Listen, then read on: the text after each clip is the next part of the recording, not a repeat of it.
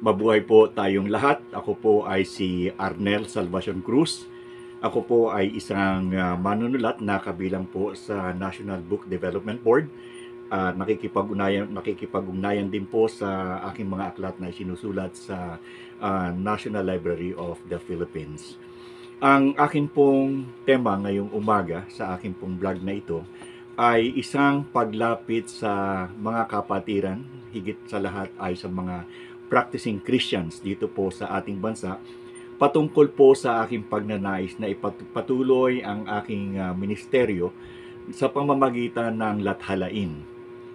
Ako po ay dating gumagawa bilang isang misyoneryong independyente na kung saan ay nagtatayo ng mga simbahan at kalimitan po ay doon sa malalayong lugar, doon po sa mga kabundukan.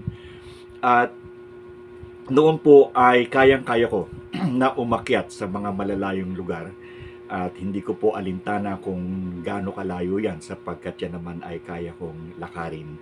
Sa ngayon po ay medyo meron ng suliranin sapagkat ako po ay 63 na.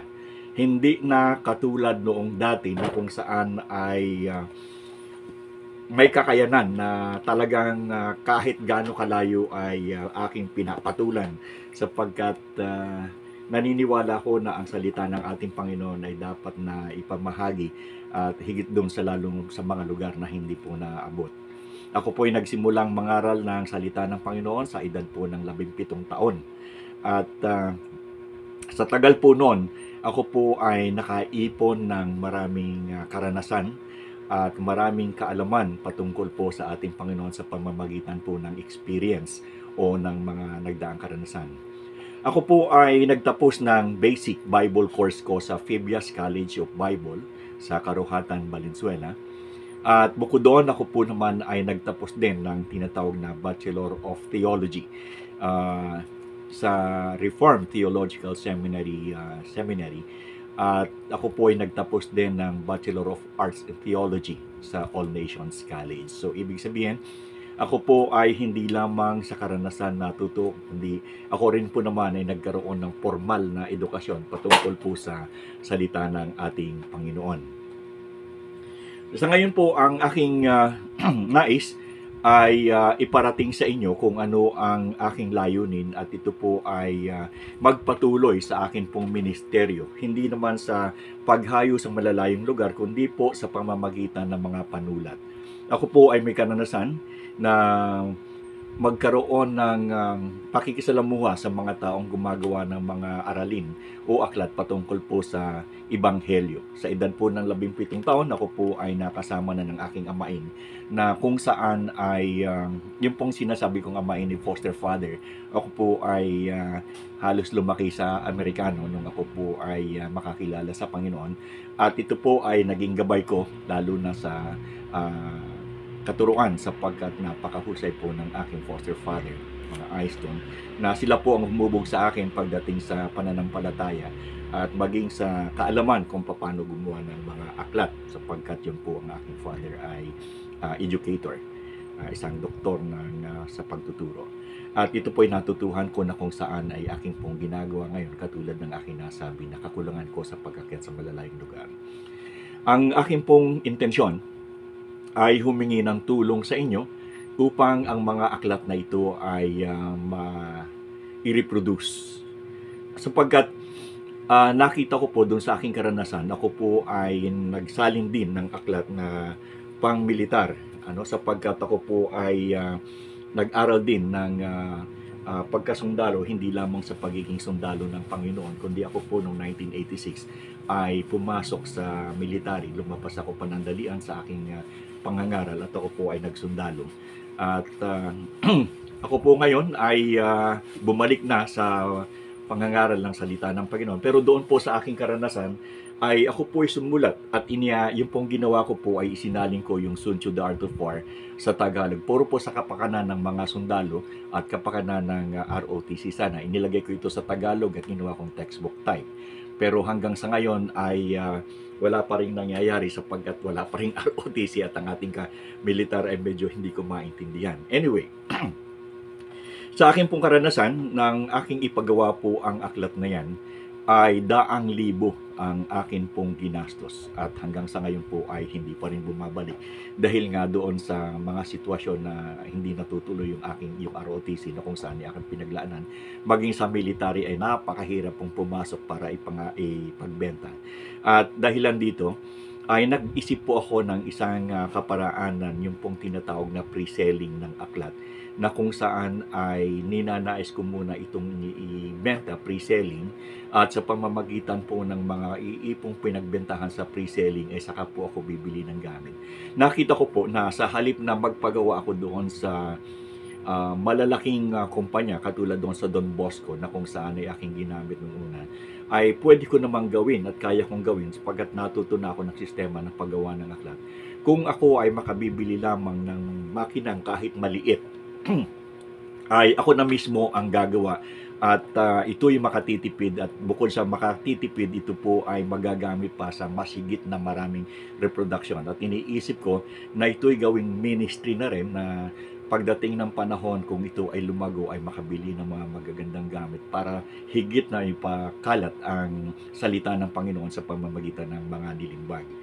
Sa pagkakataong ito, meron po akong, bagamat meron akong 4 na aklat na naisulat patungkol po sa pananampalataya, ay ilalapit ko po sa inyo ang 2 aklat at nais ko munang ipaliwanag kung ano ang mga ito at ibabahagi ko sa inyo kung ano ang aking balakin kung paano ito i-reproduce.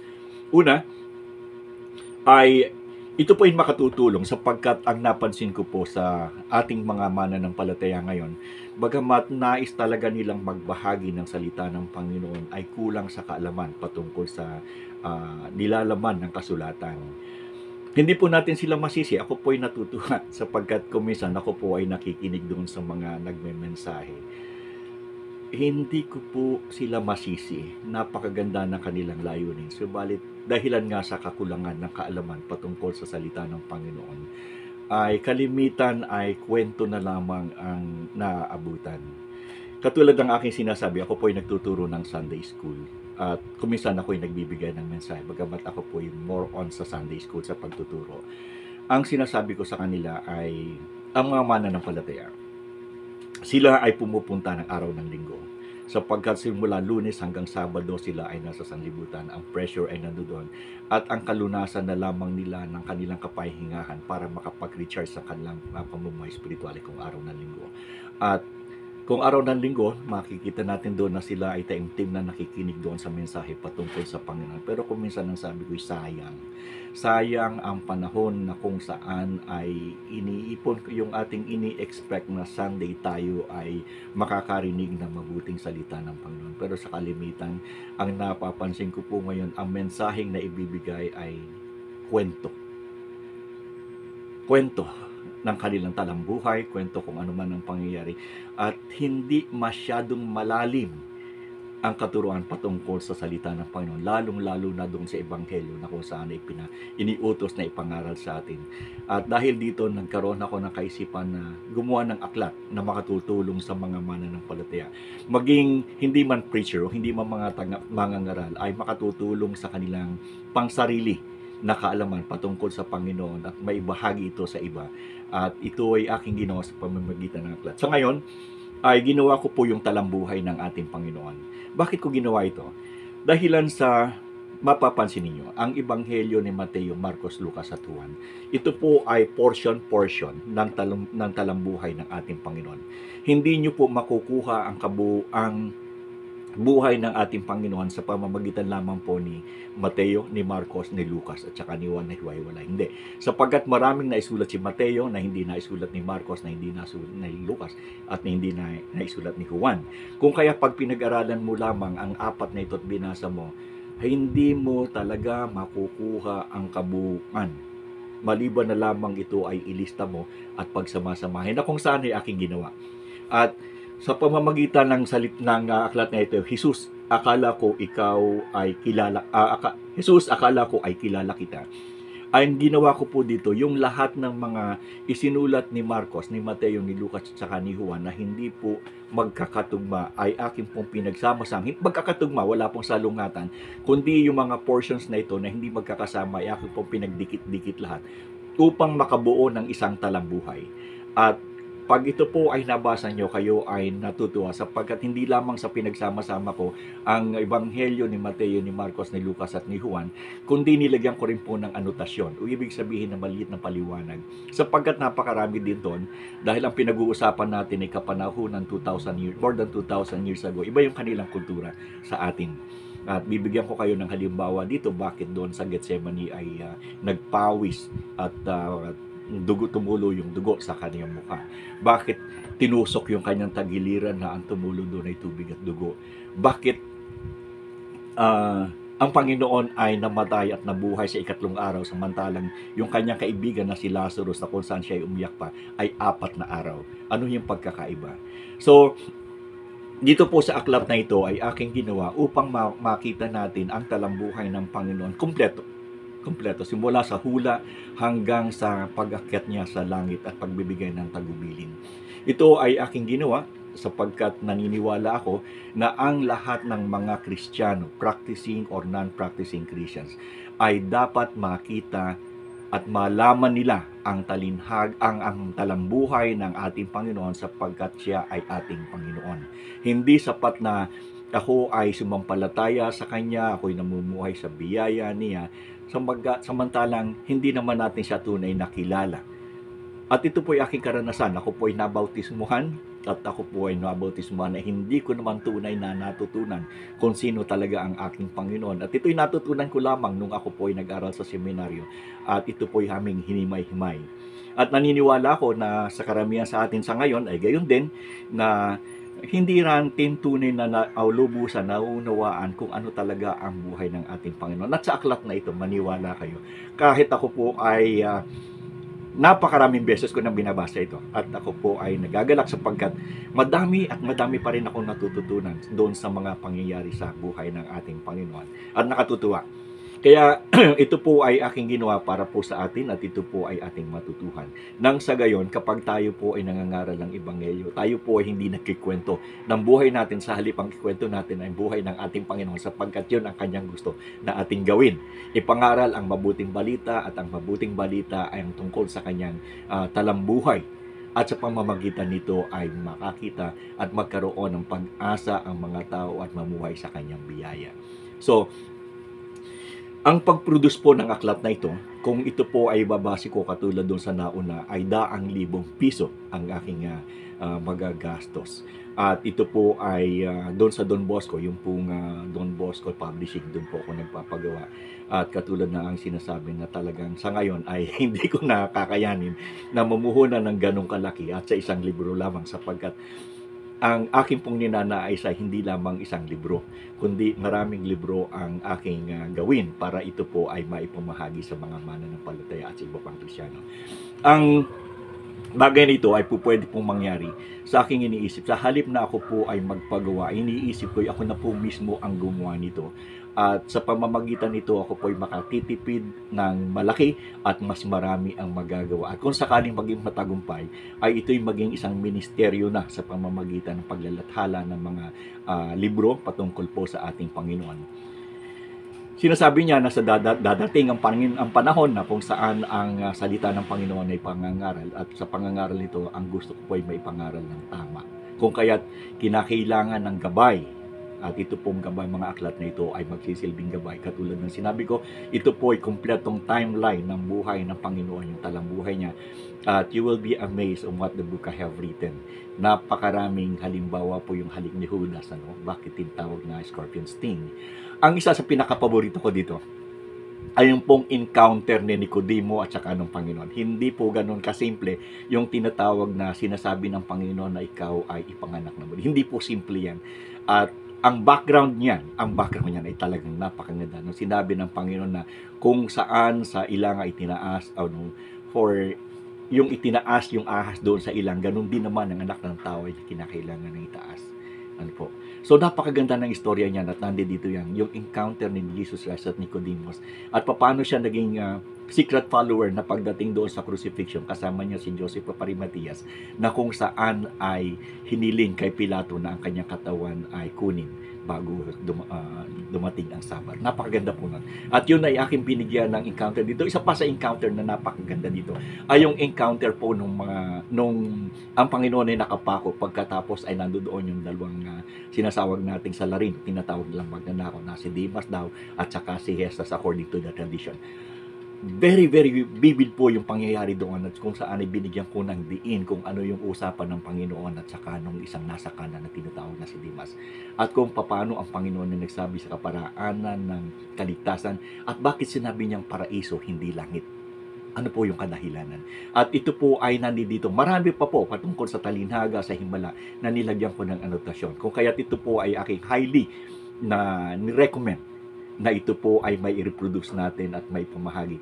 Nang sa gayon, kung ang mga tao, ang mga mananampalataya na nakakilala sa Panginoon ay magbahagi, tama ang kanilang ibabahagi patungkol sa Panginoon. At marami pa silang may ibabahagi na kung saan ay hindi ordinaryong pangyayari na kung saan ay napakaganda sa pangyayari sa buhay ng ating Panginoon. So ito po yung isang aklat.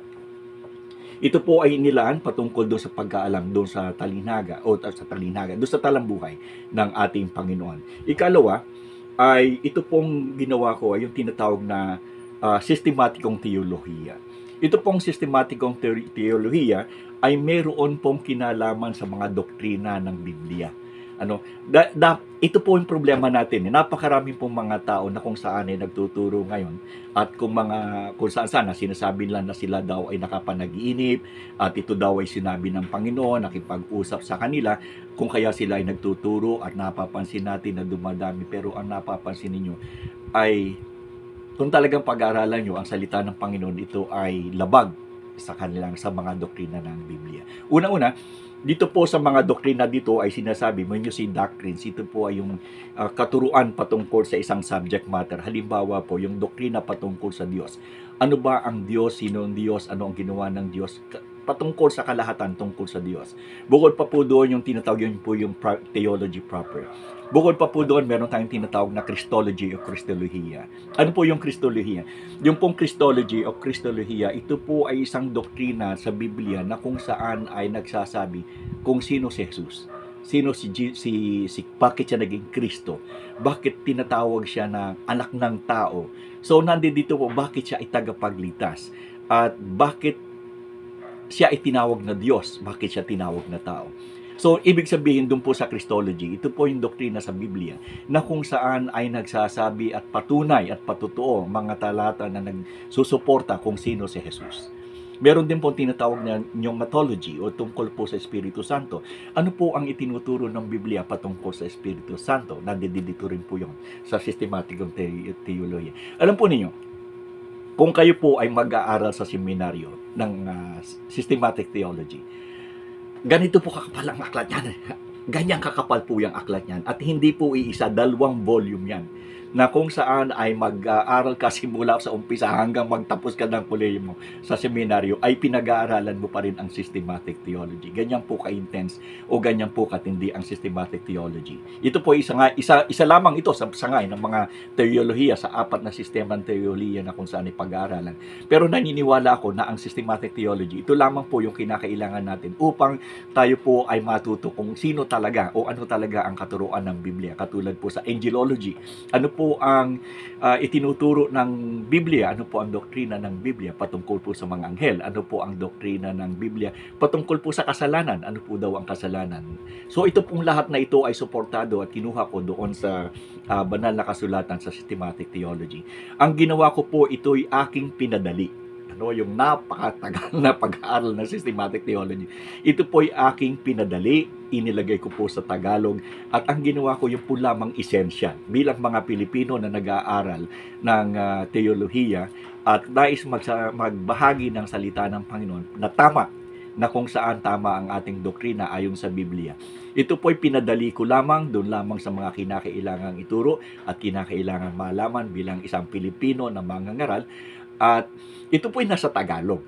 Kaya ito po ay madaling maintindihan, napakadaling maintindihan. Ibig sabihin, kung ikaw ay matuto ng systematic theology nito, hindi ka tatayo sa pulpito na kwento ang iyong sasabihin. Isa pa, kung merong magtanong sa iyo patungkol kay Jesus, bakit siya tinawag na Diyos o bakit hindi siya Diyos, bakit siya tao. May ipapaliwanag niyo pong maliwanag na maliwanag sapagkat matututuhan niyo nandito ano yung mga pangyayari, ano yung seta sa banal na kasulatan na magsasabi na siya Diyos, na siya ay tao, nandito po lahat.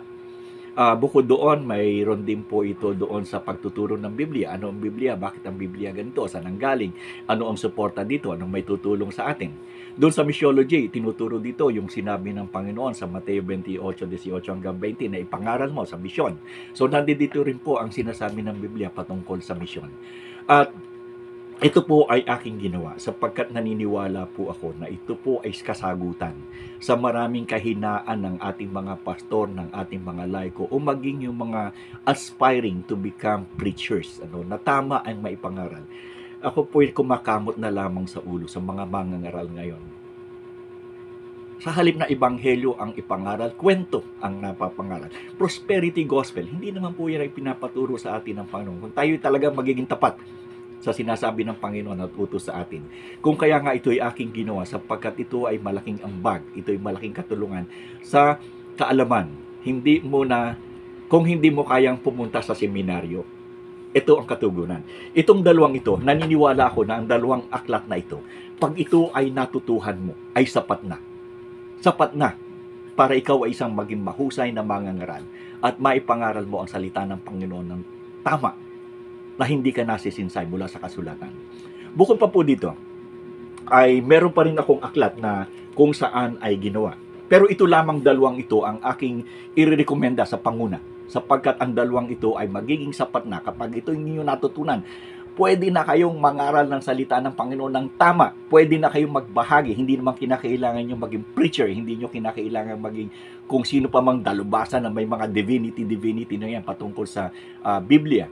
Kung ito po ay matutuhan ninyo, simple lamang na isang simpleng Kristiyano na nakakaunawa kung ano ang talambuhay ng ating Panginoon at ano ang tamang doktrina ng Biblia patungkol sa lahat ng mga bagay, patungkol sa kasalanan, ano ang sinasabi sa Trinity, bakit may Trinity, ang sabi ng iba ay wala, sabi ng iba ay meron, ano ba ang sinasabi ng Biblia? Si Kristo daw ay tao lamang, sabi ng iba, hindi, Diyos siya. So, ano ba ang sinasabi ng Biblia? Paano natin ipagtatanggol? Ang kagandahan dito, halimbawa ay merong magtanong sa iyo patungkol sa ano ba ang banal na spirito? Bakit tinawag na banal yan? So kung ito po ay napakaganda referensya, pumunta ka lamang po doon sa pneumatology, doon sa doktrina ng patungkol doon sa banal na spirito. Hanapin mo doon kanyang katanungan, meron kang sagot nandito. Halimbawa, sinabi niya, bakit mga anghel? Ganon, sabi nila, ito daw ay anghel. Ano ba yung doktrina ng Biblia patungkol sa anghel? Pumunta ka lamang po doon sa angelology. Doon po lahat yung sinasabi ng kasulatan patungkol sa anghel. At napakadaling sabihin sapagkat iti Tagalog. Madaling maintindihan. Nuclear language. So, ito po yung aking ginawa. Bukod pa doon, ako po ay gumawa din ng ang buhay ng tunay na Kristiyano. Ito ay Christian living, no? At ito po ay pwedeng ipahuli. At ito po ay merong kinalaman ano ba yung dapat na maging ugali ng mga bata patungkol sa magulang. Ano ang dapat maging ugali ng kabataan patungkol sa kanyang mga kalaro, katulad sa kanyang peer group. Ano ang sinasabi ng Panginoon sa banal na kasulatan patungkol sa mga bisyo. Ano ang sinasabi ng Biblia patungkol sa pagkain. Ano ang sinasabi ng Biblia patungkol sa mag-asawa. Ano ang relasyon ng lalaki sa babae, ang babae sa lalaki. Ano ang relasyon ng anak sa kanyang mga magulang. Ito po ay nandito. Christian living po ito. Ginawa ko rin ito. At ito po ay pwede ring malimbag, malilimbag ito. Kaya lamang sinasabi ko, it will take me so much money if I will do it. Kung ito po ay aking paggagawa doon sa mga talagang publisher. Yung nga pong isa kong libro na nauna ay 100,000 po ang aking ginastos. Samantalang po pwede naman akong gumawa ng marami pang aklat kung ako mismo ang gagawa. Sa ganong halaga sa isang libro lamang ay makakagawa ako ng napakaraming aklat kung ako ay magkakaroon ng makina. Bukod pa po dito, ako rin po ay gumawa ng tinatawag ko ng 55 sermons. Ito pong 55 sermons na ito ay ginawa ko na makakatulong sa mga pastor o yung mga laiko sa kanilang pagtayo sa likod ng pulpito sapagkat ito po ay sermon kada linggo. Kaya nga po ito ay 55 at plus sapagkat ito po ay may dagdag pa ako sakaling kukulangin. Hindi ko po sinasabing ito na ang gawin mong sermon, kundi ito po ay gagawin din ganito kalaki. Ito po yung kasi malalaking ganito ang isinasubmit ko sa National Library para sa copyright. At ito pong ito, may mga copyright na ito. Ngayon, ito pong aklat na ito ay makatutulong sa isang pastor o sa isang laiko kung ninanais niya na magsalita sa likod ng pulpito, sapagkat ang bawat isa po dito ay nandito na yung mga halimbawa, ang utos ni Jesus na ipamalita ang ebanghelyo sa buong mundo. Sermon, isang sermon yan. Nakalagay dito, month 1, sermon 1. Month 1, sermon 2. So susunod, halimbawa ay January, next week ng January. Ang kahalagahan ng ebanghelyo sa ating buhay. Sermon po yan. At nandito na rin po yung guidelines kung paano mo ibabahagi, paano mo ipapaliwanag. Nandito na po lahat. Hindi naman ibig sabihin na ito'y susundan mo, ito'y gabay, at nandito rin yung paliwanag tungkol doon sa topic na yon, na kung saan hindi ka magkikwento, sapagkat ang nakalagay dito ay ano ang sinasabi ng kasulatan tungkol sa topic na yon. Hindi ka lalabas. At kalimitan kasi yan na nakikita ko na parang nakakaroon ng grandioso yung karamihan sa mga pastor na ipapakita na sila magaling magmensahe, pasigaw-sigaw, subalit wala namang substance. Sayang yung isang linggong pag-iintay, Lunes hanggang Sabado na pag-iintay natin sa araw ng linggo na kung saan ininanais natin makarinig na salita ng Panginoon, pagkatapos ang maririnig natin ay kwento. Kung kaya't ito'y aking naisipan na gumawa na bilang tulong sa mga pastor at sa mga laiko na gusto magbahagi ng salita ng Panginoon. Naalala ko, it's paborito ko ito na mayroong discipleship training. Ang sabi noong kanilang pastor, doon sa isa sa mga dinidisciple. Ginawa ko po ito, no? At ginagawa ko ito sa lahat ng simbahan na aking pinuntahan, na kapag may mga kalalakihan, hindi ako papayag na hindi kayo mag-aaral ng salita ng Diyos at tatayo kayo sa pulpito para magsalita tungkol sa salita ng Panginoon. Yan ay tungkulin ng mga kalalakihan sa simbahan. Ngayon, sinabihan po niya yung isang kanyang mananampalataya na nag-aaral ng discipleship na sabi niya sa susunod na linggo, ikaw ang magsasalita. At sabi niya, ako po ba, pastor? Ako magsasalita? Oo, ikaw ang magsasalita. At ang iyong mensahe ay tungkol sa Juan 3:16. Ito pa yung paborito ko na ibahagi sa mga simbahan. At ang sabi po nung laiko, ibig sabihin ng elders, mga layman, ay nung tumayo po sa likod ng pulpit, kinakabahan sapagkat hindi naman talaga siya marunong pa na magsalita tungkol sa magsermon tungkol sa salita ng Panginoon. At nung siya po'y nandoon sa likod ng pulpito, siya po'y talagang hindi maintindihan sa kanyang sarili, sapagkat ang sabi ng pastor ay ituro mo o magmensahe ka sa Juan 3:16. Kung kaya sumunod naman ang laikong ito at sinabi niya nung nandoon siya sa likod ng pulpito at dami yung mga nananampalataya na makikinig sa kanya sa araw na yun, ay hindi talaga siya maalam pa at ito ay kanyang suliran. Kung kaya sinabi niya na, mga kapatid, ang atin pong mensahe ngayong umaga ay patungkol sa Juan 3:16. Sapagkat gayon na lamang ang pagsinta ng Diyos sa sanlibutan na ibinigay niya ang kanyang bugtong na anak, na ang sino mang sa kanya ay sumampalataya ay hindi mapahamak kung hindi magkaroon ng buhay na walang hanggan. Napakagandang pangako ng ating Panginoon, mga kapatid. At ang pangako niyan ay matutunghayan natin sa Juan 3:16. Sapagkat gayon na lamang ang pagsinta ng Diyos sa sanlibutan na ibinigay niya ang kanyang bugtong na anak, na kung sino man ang sumampalataya sa kanya ay hindi mapapahamak kundi magkakaroon ng buhay na walang hanggan. Mga kapatid, talagang napakaganda ng pangako ng ating Panginoon sa atin, at yan ay matatagpuan sa Juan 3:16.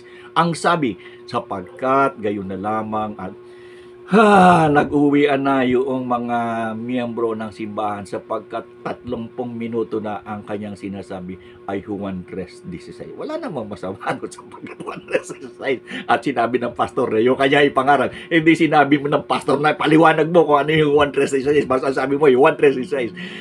At ito po ay biro lang, pero nakatutuwa kung iisipin natin, mahigit na maganda kung ito po ay ating matutuhan kung paano natin ipapahayag. Homiletics, hermeneutics, at ito po ay nandito sa kung matutuhan natin. Ngayon, dahilan sa pananalapi, ito po'y problema. Ako po'y talagang hindi tumatanggap ng pera, ng maging sa, kung ako man ay magsalita ng language, ako po'y hindi tumatanggap. Ayaw ko po. At ako po ay nagbabahagi ng salita ng Panginoon na ito po ay walang cost sa sino man nakikinig sa akin. Sinasabi nila, bakit po kayo hindi tumatanggap? Pambili man lang yun ng gasolina doon sa inyong sasakyan. Hindi po ako tumatanggap ng anumang love gift sapagkat sinasabi ko, lalo na kung ang simbahan ay maliit at ang simbahan ay tama lamang, kung minsan ay kulang pa yung kanilang tinatawag na offerings. Alam po naman natin sa mga ebanghelikong Kristyano ay independent sila, no? Autonomy, at wala, hindi ito centralized, kung kaya't ang bawat simbahan ay namamahala sa kanila. Paano kung ang simbahan ay maliit? Sa maniwala kayo, meron po akong alam dito ng mga simbahan na ang pastor ang sweldo ay 2,000 pesos a month. Meron po namang 4,000. Meron po 4,000. Samantalang doon po sa malalaking simbahan, ang alam ko ay nung panahon pa, noong 1977, meron na akong alam na simbahan na ang sweldo ng pastor ay nasa 300,000. Samantalang yung iba ay walang by faith. Meron ako nakasabay nung ako ay pumunta doon sa nangangaral sa bundok. Kung may nakasabay, sabihin ko na sa inyo mga Pentecostal, mag-asawa, may isang anak. At yung babae po may sakit sa puso. Sabi ko, anong suporta ninyo? Wala kaming suporta, pastor. Sabi niya, kami po ay nagsabi sa Panginoon, sa pamamagitan ng pananampalataya, kami po ay magbabahagi ng salita ng Panginoon. Walang suporta, galing sa labas.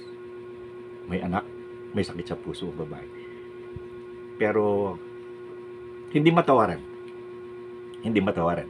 At, ganoon din po ako. Ako po ay, simula ng 17 taong gulang, ako po ay hindi humihingi. Ang tanong ay, saan mo kinukuha? Matutuwa po kayo. Matutuwa kayo sapagkat ang biyaya ng Diyos ay lampas-lampas. Hanggang sa ngayon, ang biyaya ng Panginoon ay hindi mo masukat. At dahil dito ang sinasabi ko ay, ilagay na lang natin doon sa kaban ng simbahan. Ngayon, dito po sa aklat na ito, alam ko pong ito'y makakatulong. Ngayon, katulad na aking sinasabi na hindi ko po kayang maglabas ng ganong karaming pera para po ito may prinda. Kung kaya ako po'y nakaisip. At gusto ko pong malaman din sa inyo kung kayo po ay agreeable o sa tingin ninyo ay tama ang aking iniisip. Ang ibig ko sabihin ay gusto ko pong mag-pre-selling. Ibig sabihin ay ibibenta ko ang aklat, pero ang aklat ay dadating sa inyo kapag ito ay na-imprinta na. Ibig sabihin, magbibigay muna kayo ng bayad sa una, parang sa bahay, no? Sa pagbili ng bahay, may mga pre-selling. At ito po ang dahilan kung bakit ko inilalapit sa inyo, sapagkat sa halip na ipa-imprinta ko ito, ako na lang ang bibili ng makina. At ako na lamang ang mag-i-imprinta. At kung ito po ay aking ma-imprinta, yung kung matapos ko na yung kabuang bayad, at ito ay makina ay maayos pa, magagamit pa ito sa higit pang mas marami. Ang kinakailangan ko lamang po sa aking pagkikwenta upang ito po ay aking magawa, ay ako po ay makakuha ng 600 tao. 600 mananampalataya na kung saan ay may dalahin sa gawain, na sila man ay gustong magbahagi ng salita ng Panginoon, subalit hindi naman sila makahayo. At makapangaral ng salita ng Panginoon. Ang sabi ko naman, hindi lang naman sa paghayo ang paraan upang tayo ay makapaglingkod sa Panginoon at makapagturo sa ating mga kapatiran o sa iba pang tao makapag-abot ng salita ng Panginoon, kundi sa pamamagitan din naman ng babasahin at itong aklat na ito. At makatulong, hindi lamang doon, kundi higit sa lahat ay makatulong doon sa mga kapatiran na nagnanais na makapagbahagi ng salita ng Panginoon na tama yung kanilang sasabihin. Dapat hindi malayo at hindi invento, hindi kwento. Kung sila ay meron ng mga aklat na ito, ay matututuhan nila ang tamang sistema ng pagtuturo. Higit sa lahat, itong dalawang ito, na Jesus, akala ko ay kilala kita, at saka itong systematic theology. Ngayon po, ito ay pareho na may copyright, pareho na itong may ISBN, na ibig sabihin na i-imprinta na lamang at ito ay pwede nang ipamahagi. Ang presyo po ng ito ay kung bibilin mo sa tunay na kung ibibenta ay 250 at ito naman po ay 400 pesos sapagkat ito po ay makapal, marami ang gagamitin dito at kasama pa po yung ewan ko kung tayo po ay magbabayad pa ng biyaya, pinagbabayad na po lahat ngayon ito po ay kung ito po ay 400 at 250, ang halaga po nito ay 650 pesos, pero kung tayo po ay magpi-pre-selling, ibibenta ko lang po ito sa halagang 500 pesos. 500 pesos itong dalawang aklat na ito. At ang kinakailangan ko lamang po ay 600 tao para makabili po ako ng makina at mga kagamitan na gagamitin pa yung mga papel at everything, pagpapa-imprinta ng cover at pagbili ng pandikit, yung pag inilagay mo na ganun, dumidikit na yung cover. At ako po ay nangangailangan ng 600 na tao na kung saan ay magbibigay ng 500 piso sa looban nito. At kapag ito po ay naipon, ay makabibili na ako ng makina at ako na mismo ang gagawa. At ito po ay napakalaking mura kaysa ipagawa ko ito ng isa-isa. Kapag ginawa ko yung malamang na hindi ko na ito magawa sapagkat sabi ko nga, masyadong mahal kung ako po ay magpapagawa doon sa publishing house at required po at least 1,000 pieces. Naranasan ko pa po yung aking naunang aklat, hindi ko pa po nakukuha lahat yung aking pong inilabas. Samantalang kung ito po ay meron naman dadating sa inyo, naka-pre-selling naman ito, at sabi ko nga ang cost nito ay 650. So mangyayari po dito ay package, laging itong dalawang ito ay magkasama. At ito po ay aabot lamang ng 500 pesos. Ngayon, hindi naman po siguro masyadong mahal o malaki kung ito po ay gagawin natin sa ministeryo para po ito po ay tulong na natin sa ibang mga kapatiran. At sabi ko nga, hindi lamang sa pansarili ninyo, kung halimbawa ay mayroon pa kayong kakilala sa inyong simbahan na nakita niyong potensyal na maging mangangaral o makapagturo ng salita ng Panginoon, kung hindi man kayo makalabas, sponsor ninyo nang sa gayon sila man ay makapagturo sa labas. At ito po ay isang ministeryo. Nakita ko po ito isang pamamaraan na kung saan ay may papangalat natin ang salita ng Panginoon bagamat hindi tayo makalabas. Kung kayo po naman ay nagta-tights at malaki-laki naman po yung tights ng bawasan nyo naman ng konti, minsan lang, at para po tayo ay makatulong. Ang nais ko po dito, at naniniwala po ako sa tulong natin, kahit dito lang sa unang ito na 600 na tigpa 500 pesos, umpisahan lang. At ako'y naniniwala, kaya ko po itong palaguin hanggang sa magkaroon ng malaking makina. Alam po ninyo, meron pong doon sa bundok nang ako po ay nangangaral ay itong batang ito ay bata pa. Bata pa, hindi pa pumapasok. At ako po ay nagturo doon sa bundok. At sa totoo lang, karamihan doon hindi marunong bumasa at sumulat.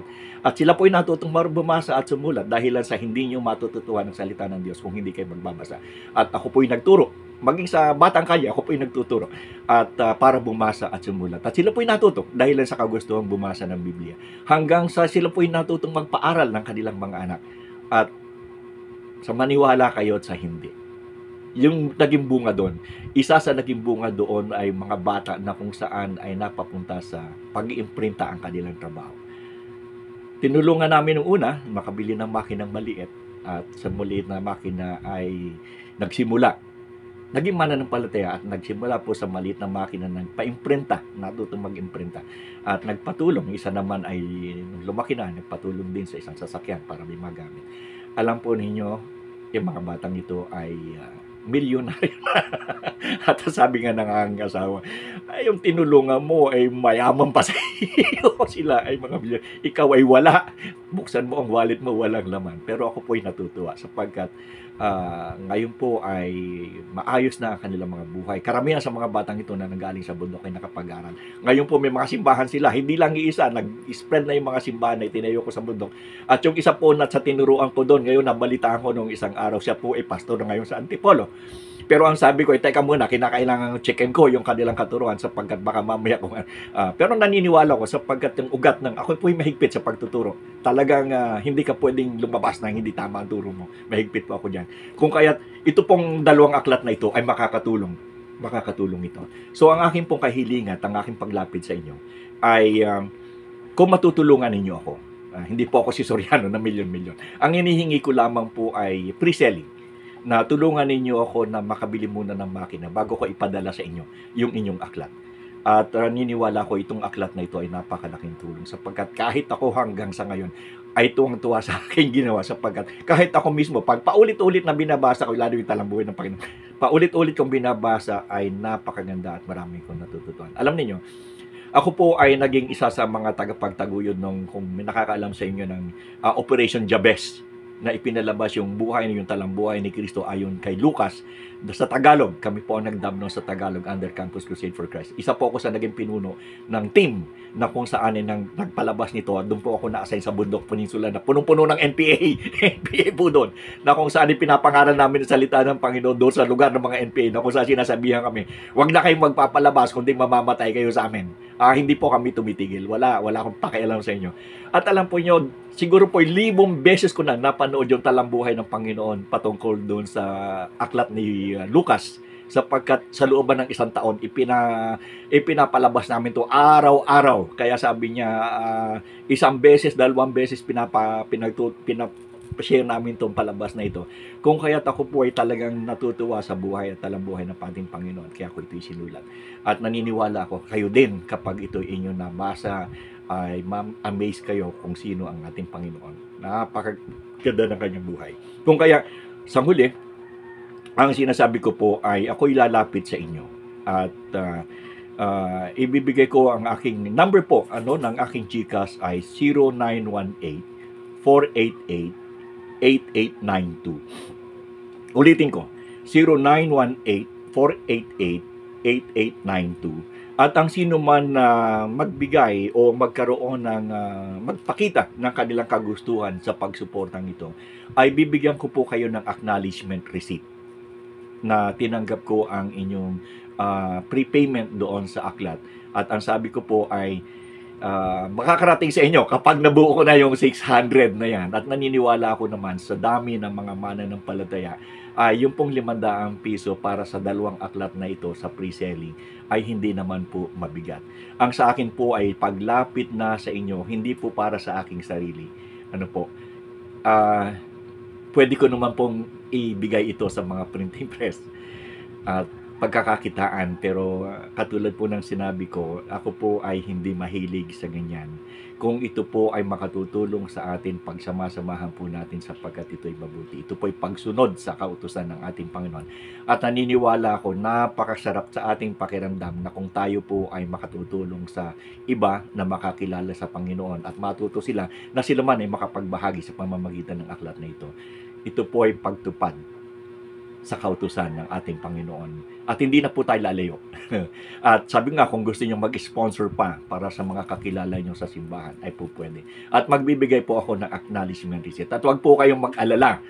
Dahil kung halimbawa man, sabihin natin ay magkaroon ng problema, na ibabalik ko po naman ang inyong pananalapi. Kaya lamang, ang sabi ko po ay pagtulungan natin. Gawin nating ministeryo ang pagtuturo ng salita ng Panginoon sa pamamagitan ng aklat. It's a book ministry. At ito po ang gusto kong simulan.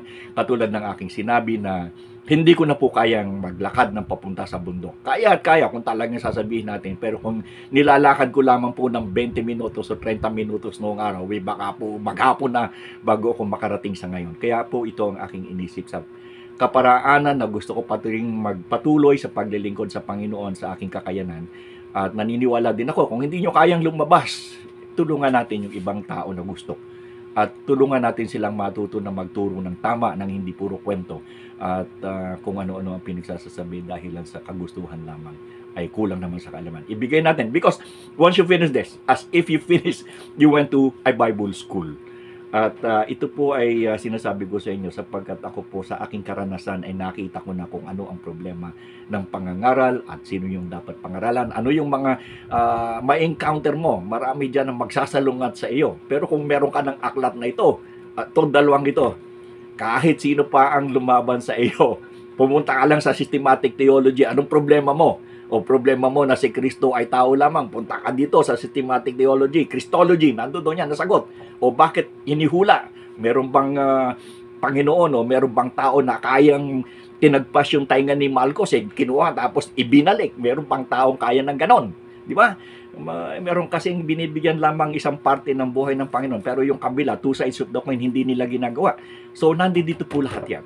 Nandito lahat yan. At doon sa buhay ni Kristo, matutuwa kayo dito. Napakaraming encounter dito na hindi nyo akalain na ganun pala ang ibig sabihin noon. So sa panghuli, hindi na ako maghahaba, ay katulad ng aking sinabi, tulungan po natin ang ating Panginoon sa kanyang kagustuhan na ipahayag ang salita ng Diyos at gawin po ito natin ng tama sa pamamagitan ng paglilimbag ng mga tamang aralin at ito'y matutuhan at maibahagi rin na merong tama at makatutulong sa iba. At naniniwala po ako na ang pagpapala ng Panginoon, at ito po yung sinasabi ko sa inyo, sapagkat hanggang sa ngayon ako'y nakatayo sa harapan ninyo, na sinasabi ko sa inyo, ako hindi tumatanggap, subalit sa ibang kaparaanan, ako po ay pinagpapala ng Diyos, at ako po ay namumuhay sa biyaya niya. At dito na lamang, katulad po ng sinasabi ko, kung kayo nagnanais, ang aking pong number ay 0918-488-8892, yan po ang aking GCash, Arnel Cruz. At kapag naipon ko na po yung 6 na raan na yun, at i-update ko palagi doon sa aking account, doon sa YouTube ko, yun po yung aking YouTube ko, magkadikit po yun, ay doon ko po i-update. At maging sa Facebook ko, i-update ko po kung gaano nakarami ang nakapag-subscribe doon sa libro na tutulong. At kapag ito po ay napuno na, ay mag-uumpisa na po akong mag-imprinta. Napakadali ko pong gawin yan. Ako po ay mabilis magawa. Ito pong mga aklat na to, personal ko pong gawa ito. Sarili ko lang gawa ito. Ako lang gumagawa. Mag-isa. At manual lahat ito. Manual. Padikit-dikit lang po yan. Papapel-papel lamang yan. Pero nagagawa ko much more kung meron po akong gamit na tama. So ngayon po ay ako po ay nagpupuri at nagpapasalamat sa Panginoon sapagkat kayo naging kabahagi ko at katulad ng sinasabi, mag-partner po kayo sa akin, mag-partneran po tayo para po sa ikaluluwalhati ng ating Panginoon sa pamamagitan ng aklat. Marami pong salamat.